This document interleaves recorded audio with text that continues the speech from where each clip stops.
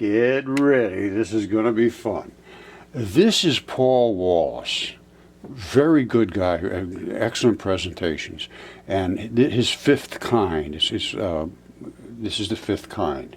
And here's one he just did about, you'll be stunned by the information we can finally reveal about reptilians in the Bible. Now, I just came across this one today, where they say, we know the truth. Ancient Bible reveals information that could change everything. Now, I haven't started into this yet. Just got in a few minutes into it. And this is Mauro Biglino. And what they're doing is they're focusing on the language that was in this text.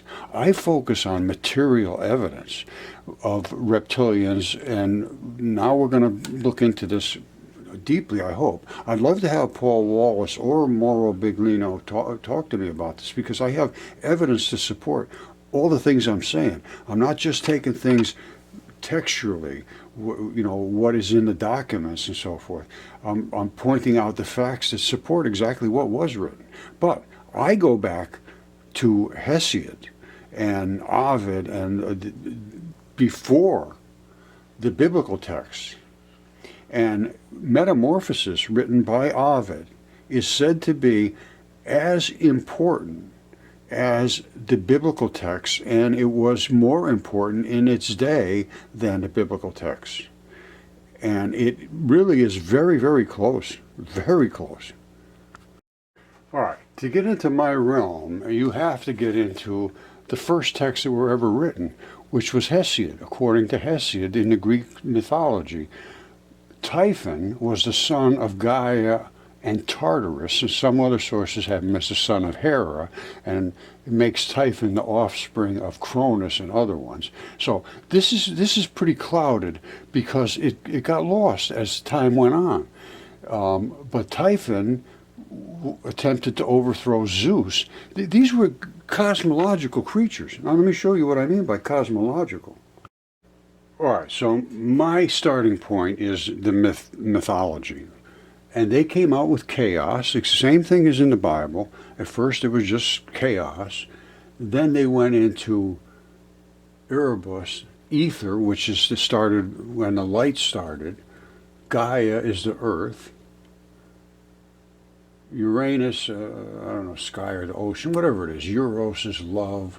All kinds of things sprang into existence from the chaos. Now, is that the Big Bang? You take it for what you want, but I'm going with the creatures that were created from this, and they were not the creatures we were talking about. All right, I intend to show you Typhon. And who was Typhon? Here's Gaia, that's Mother Earth. Tartarus is the depths of the earth, and between the two, they produce Typhon. And then all the kind of gods and crazy monsters happen. All right, so I'm starting right at the beginning. Typhon, spelled in different ways, in Greek mythology was the youngest son of Gaia, who was the earth, and Tartarus is the netherworld, which is hell, apparently, as far as I'm concerned. He was described as a grisly monster with 100 dragon heads, who was conquered and cast into the underworld by Zeus. Now, the one I'm going to show you is on the earth.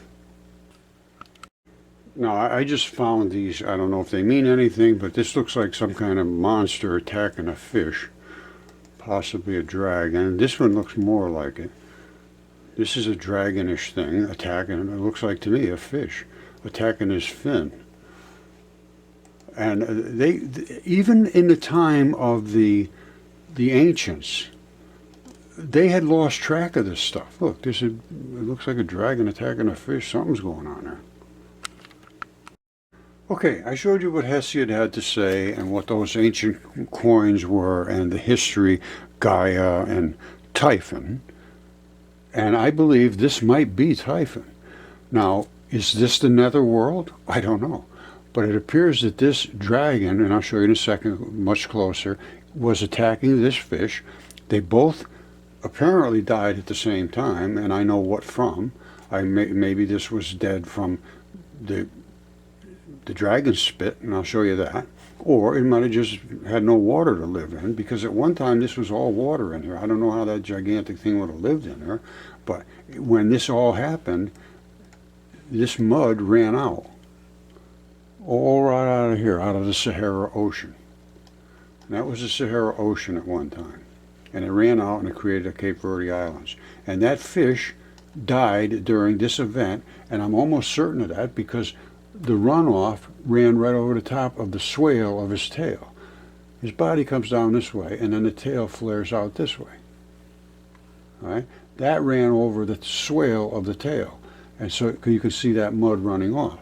So I believe this, all of the mud that ran out here and the mud that ran over him was at that same time. Now, again, this is a fish. That's his fin. You can come up here and actually see the anatomy deep inside because it burnt off the exterior flesh. We're down into the blood vessels and everything up here. This is the dragon venom. And it hit here, and this is totally destroyed. But you come up and look at this real close, and it's absolutely stunning.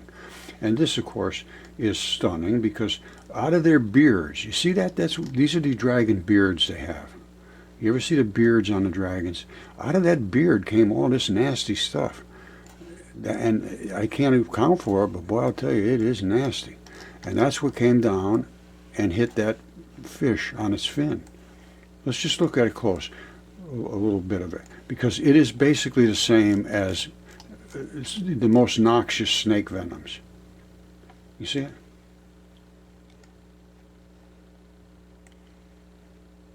That's not natural landscape by any means.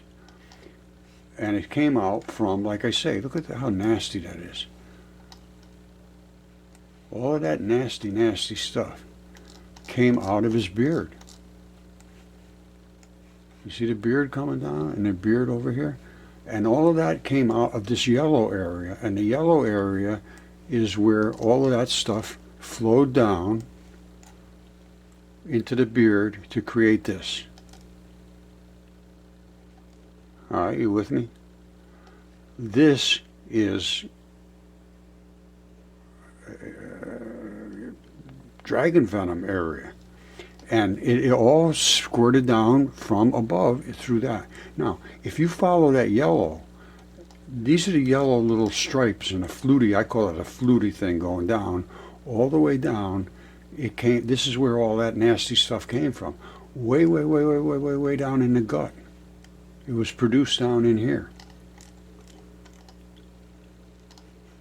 Some kind of nasty gland. And I'll tell you, nasty he is. Now, there is the throat, and of course there's his head. Now, Typhon was supposed to have 100 heads.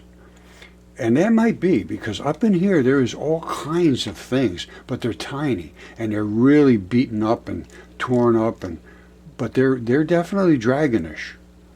There's definitely dragonish things going on, and that might be a throat right there. I found another one with a throat that has one fang broken off and the other one is still there. And that could be a throat from a head right there. But this is all dragon stuff. It's just pretty well torn up at this point. But the rest of his body is not too bad. This comes all the way down, and his legs are here. And all the body runs all the way across to the other side of North Africa. And here's some more dragon scales on the tail over here. You see the tail with the scales? Those are dragon scales. And these are like runoff of different minerals that run out from what made these platy plates. These are hard, I'm sure. You know, a dragon probably has some pretty serious armor, which, you know, you expect. But anyway, the point being is I take the myths at its word now, because I can see this. Now, it additionally said in the ancient text that Zeus cut Typhon's throat with his great and mighty sword. And I'm going to tell you right now, it would take something great and extremely mighty to do what happened right there, which is a slash across that throat. And this is where everything bled out from this dragon's throat. And that's what killed him. All right, that just destroyed his throat. It killed him. I found other cuts here and there, like over here, there's another little one here, nothing like this. This is the one that killed him. And on the ancient maps, it testifies to that. I think the map is from 1375.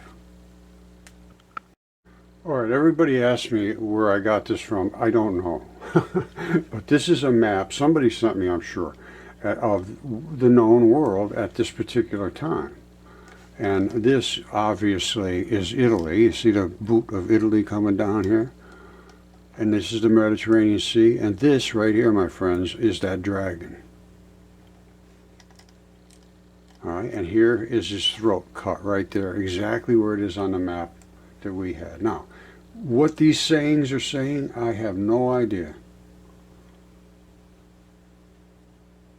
I have it written down, map was from 1375. I don't know if that's true or not. But they show, it looks like Atlantis was here, which I show that in my videos quite obviously. They're showing shipping coming in to what at one time was the Sahara Ocean. They're showing the Red Sea. Up here, they have all kinds of details of different kingdoms or whatever's going on here. Again, I don't know. I have no idea. But this is pretty detailed. And the thing that was my important part is there's our dragon, and there's his head cut off. Now here's where it gets a little tricky. In the ancient text, it says Zeus killed Typhon, who I think was here, and trapped him under Mount Etna. Mount Etna is nothing compared to this Titan, or this Typhon that I'm looking at. In my mind, this makes more sense than that. Now, I'm just going to tell you right up front, you should read Ovid, the Metamorphoses. The first lines in his epic work says that he would talk about entities transformed into the natural landscape by means of violence. I'm not kidding you. And that's Hesiod wrote about all these things in his Theogony. Ovid, Hesiod was about 850 BC. Ovid was right about the time of Julius Caesar, Christ, right in that area. And he compiled all the works back to Hesiod, who was the first writer. And he compiled them all into what he called the Metamorphoses, which is the transformations. Now, Typhon was considered the mightiest and deadliest monster in Greek mythology. He was the last son of Gaia and Tartarus, created as a last attempt to repel the Olympian gods from defeating the Titans during the Titan monarchy. Now, you got to do some reading, and you do a little work on your own, some research on your own. The father of all monsters. He's known as the father of all monsters, a fire-breathing dragon, 100 heads, never slept. I mean, this is a serious monster. Now, you remember I told you he said he had 100 snake heads. I showed you one that I just fell on a few minutes ago, but it has the same sort of throat-looking thing like that. And then this outline, which is, if this was hinged, this would have been one of the fangs. The other one is not here. I think it would have been right there attached, and it broke off. But that looks like a throat to me. There might be 100 heads there. I have no idea. And this might be another throat. I don't know. There's a lot of searching to do to figure this out. But he sure looks like a Typhon to me. I'm just going to read you this. We're talking about aliens and reptilians on the earth. This is what Herodotus had to say. Just so also, if vipers and winged serpents of the Arabians were produced in the ordinary course of their nature, man would not be able to live upon the earth. But as it is, when they couple with one another, the male is in the act of generation. As he lets go from him the seed, the female seizes hold of his neck, and fasting onto it does not relax her hold till she has eaten through it. Now, that could be what happened to the one that's laying in the desert. The male then dies in the manner which I have said, but the female pays a penalty of retribution for the male in this manner. The young, while they are still in the womb, take vengeance for their father by eating through their mother.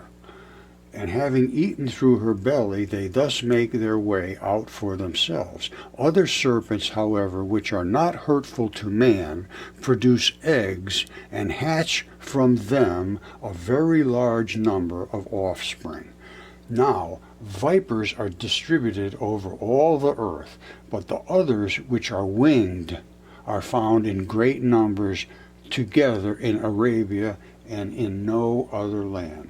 Therefore it is that they appear to be numerous. So they're found in great numbers only in Arabia. This is shocking stuff if it's true. Check this out. This is just a quick little brief of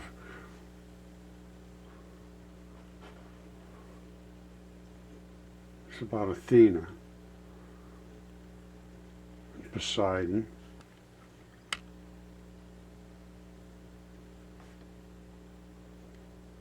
This is some crazy stuff. She could turn them to stone, see? And then you had Medusa and so forth. They could turn people to stone.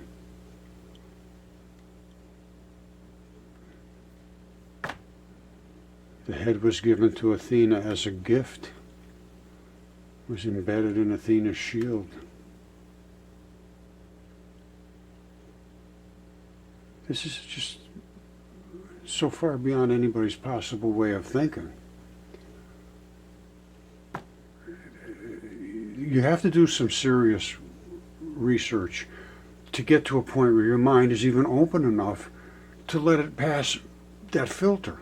You have a filter. I'm going to tell you right now. I have found the filters that people have, the smarter they think they are, the thicker that filter is. There's just nothing can get by people that think they're just too smart to get any smarter. Literally, that's true. For me, I am a simpleton. Everything I do is simple. That's why I can open my mind up to anything. Really, as if you could show me evidence. I'm a material scientist. I'm a simpleton, and I do everything in simplicity. That doesn't mean I'm stupid. I understand chemistry and biology, anatomy, history, physiology, physics, atomic structure. I do everything. But I had to do everything to be able to understand anything. You can't just understand one thing and think you're all educated. That's what I'm running into. Very, very distressing.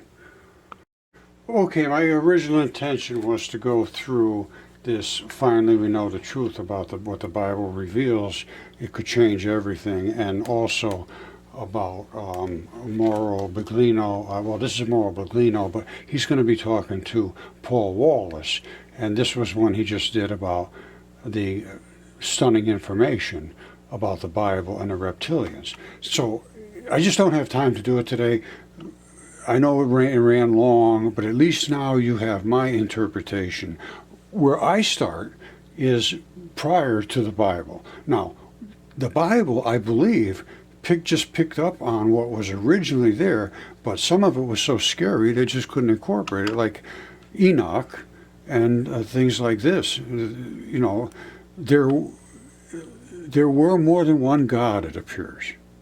Now, this should not destroy anybody's faith in anything, because the Age of Enlightenment changed all of the stories that were originally written about our ancient past. They changed all of them, and they made it so just a bunch of slime turned into what we are now, and Darwin and all that business. That's just not true. If you believe that, good for you. I don't, and I can make my case for it very well, I'm sure. And I hope you'll agree, but you may not. However, it takes a lot of discussion. You can't just say, oh, here's what happened, and that's it. And that's what everybody wants to do now. Oh, page 27 says this, case closed, have a nice day. Everybody go home, live your life. Don't worry about it, nothing means anything. Well, everything means everything to me. And again, I'm a material guy. This is my book. This is the new LaRouche encyclopedia of mythology, and this baby gets deep. And I get into all of the physiology, anatomy, and all that stuff, and I can see it play out on Earth. Everything that they said in the ancient texts, I try to get as deep in as I can get. But that requires some time. And most people don't want to put the time in. So it's up to you. If you want to come back and watch the next episode, it's going to be about this fifth kind again, and I am going to sort of go back and forth about what they say. And Paul Baglino is going to be talking, and I'm sure that Paul Wallace is in here too, because they're going back and forth about what all these different languages meant. Now, the language is good, but again, I'm a material scientist guy. Language is very, very difficult to be absolutely certain of what is being spoken. It sounds like that's what the guy said. Well, how did he say it? In what tone? What was he referring to? What's his background to say these things? There's so much to spoken words, but there is very little to material evidence other than the material evidence that exists. And then you go back and see what the spoken words were. Then they have meaning. Otherwise, the fire-breathing dragon, he was a big nasty guy. Well, that's just some kid's story. No, it's not.